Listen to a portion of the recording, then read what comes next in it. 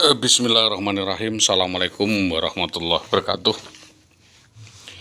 Kepada segenap kepala sekolah Sivitas Dinas SD 03 Tambak Romo, saya kira sudah ribuan kali ya saya menghimbau agar Dinas Pendidikan Tambak Romo untuk tidak bermain-main dengan perkara saya, karena ini perkara masalah hukum yang menelikung Ibu Indah. Kalau memang dinas turut campur bisa keseret ke masalah. Jadi kalau mau berpikir lebih jernih, semestinya dinas berhati-hati di dalam mengeluarkan statement tentang keluarga saya, karena berkaitan dengan kaburnya Indah Wahyu Widiawati. Sejak kasus itu dimunculkan, Saudara IWW sudah terlibat dalam modus pencurian, perampokan, penggelapan, perampasan, dan premanisme terselubung dengan memakai sindikat mafia. Maksud daripada kami menjelaskan tentang premanisme yang dilakukan Ibu Indah kepada saya ini adalah tidak dilakukan sekali ini saja, tetapi sudah dilakukan berkali-kali, termasuk direncanakan dengan matang dari Magelang sana. Jadi kejadian seperti ini berkali-kali saya sudah pernah mengalami.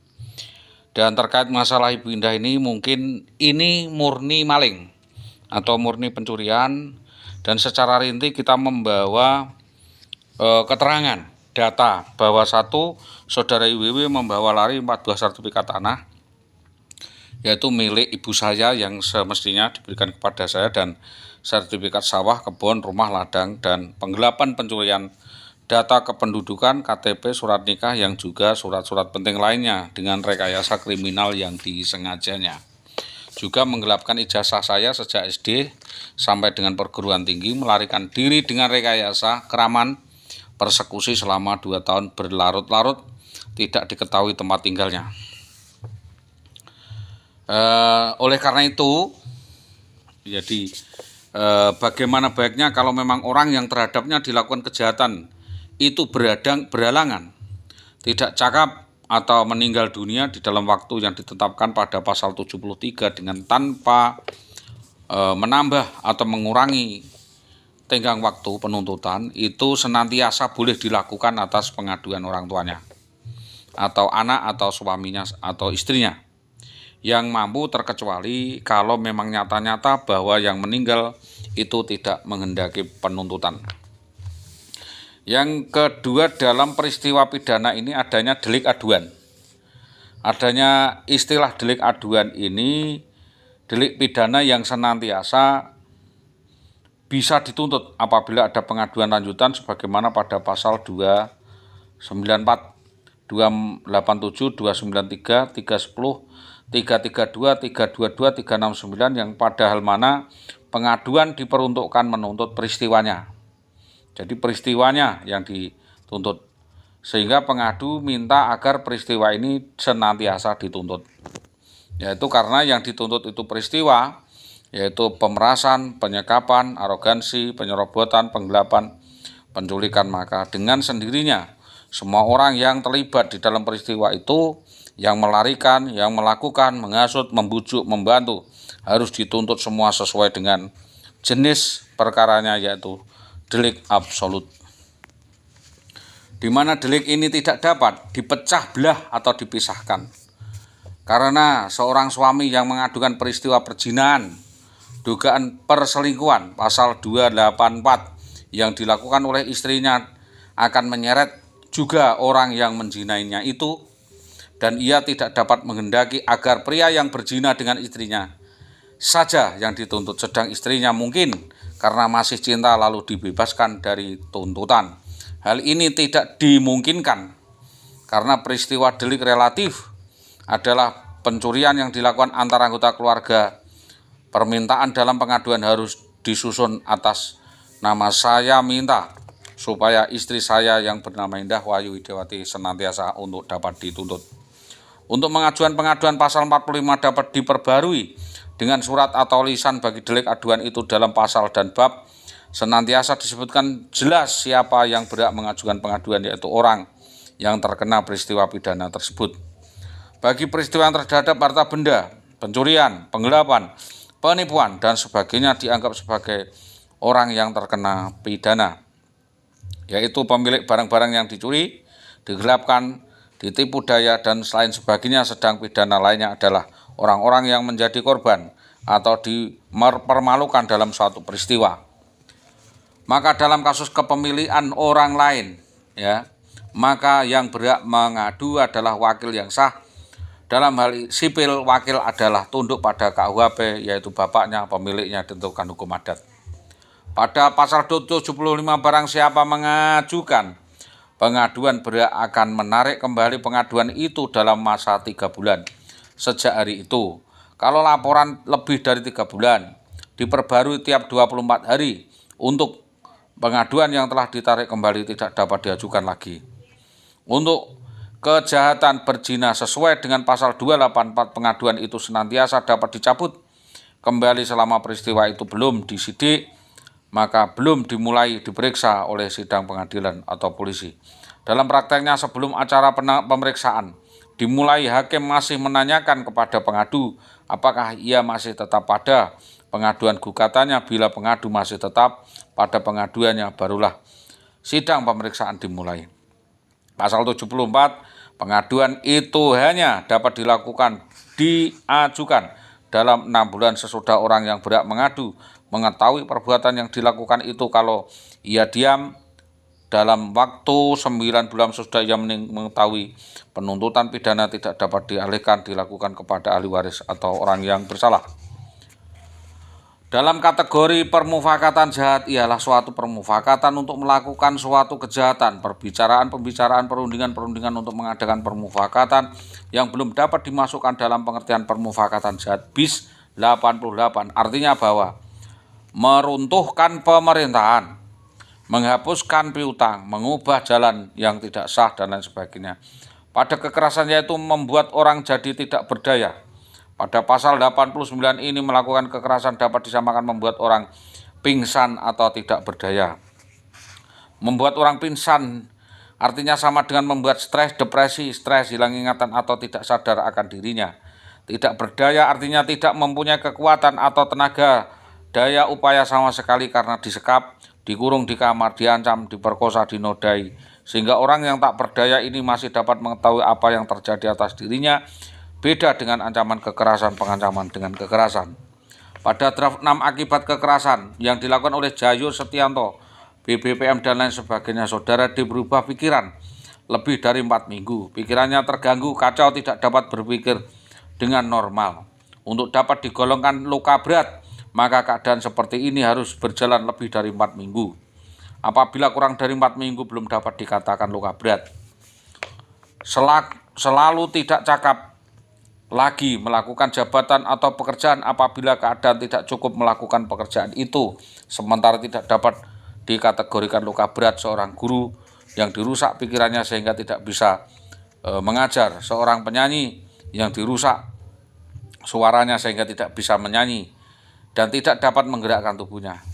Ketentuan lain bab 1 sampai dengan bab 8 yang oleh ketentuan perundang-undangan lainnya berlaku bagi perbuatan tertentu yang diancam dengan pidana, kecuali jika oleh undang-undang ditentukan lain, yaitu pasal 86 sampai 102-nya berlaku untuk memberi ketentuan hal-hal yang tersebut di dalam KUHP itu saja.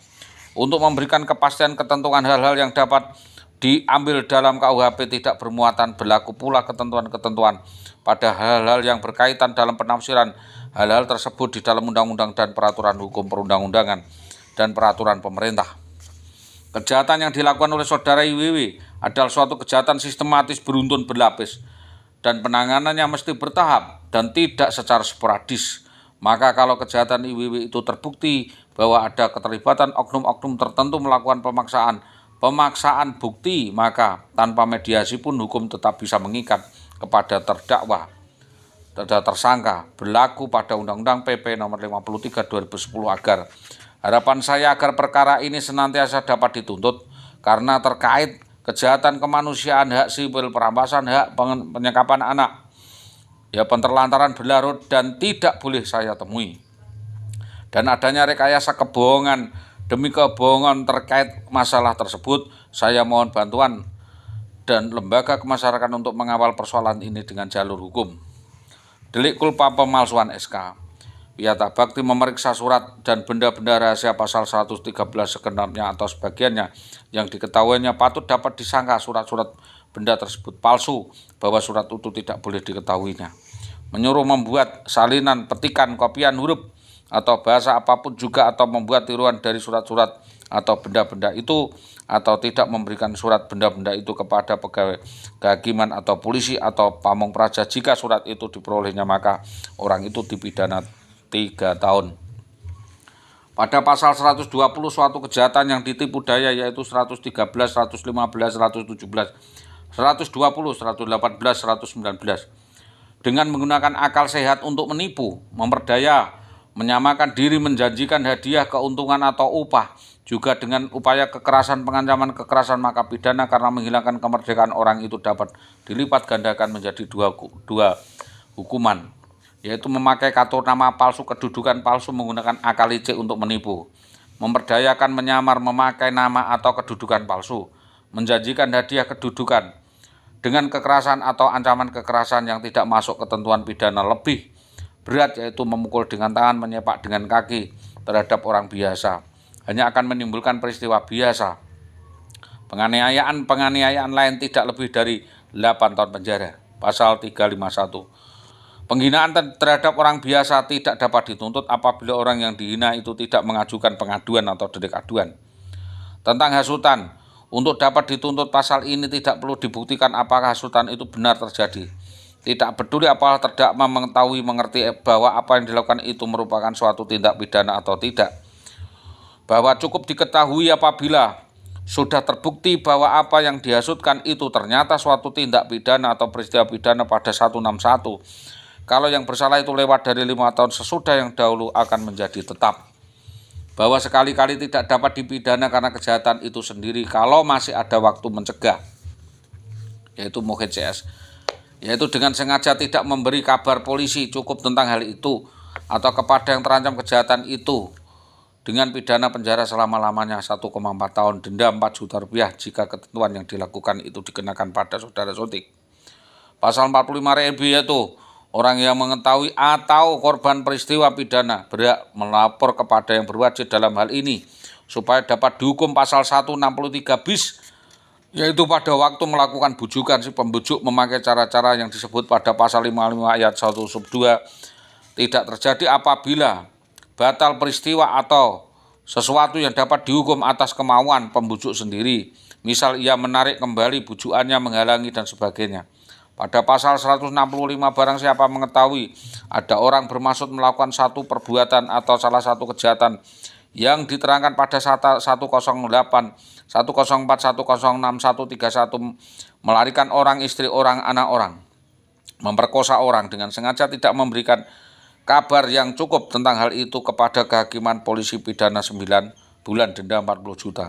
Jika kejahatan itu tadi dilakukan, pasal 170 yaitu kekerasan terhadap orang, bersama-sama melakukan kekerasan terhadap orang, dipidana penjara selama-lamanya 5 tahun 6 bulan, yaitu dengan 7 tahun kalau dengan sengaja, 9 tahun kekerasan menyebabkan kematian atau luka, itu fitnah. Pasal 234, barang siapa yang sengaja membuat dengan tiada sampai kepada alamatnya, membuka, merusak surat, itu juga melanggar. Barang siapa yang boleh dirampas, diminta barang-barang yang tidak hanya boleh dirampas atau dirampas, tapi harus dirampas. Semua barang yang menjadi pangkal kejahatan harus dirampas, sekalipun bukan milik tersangka, milikan sertifikat dan yang lainnya.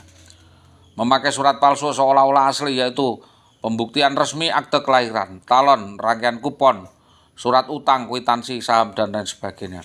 Surat keterangan yang dipalsukan atau surat keterangan yang diberikan kepada pamong desa, kepada penduduk yang menjual barang-barangnya, menghindarkan dugaan-dugaan apabila keterangan tersebut palsu atau dipalsukan, dapat dituntut 2 tahun penjara.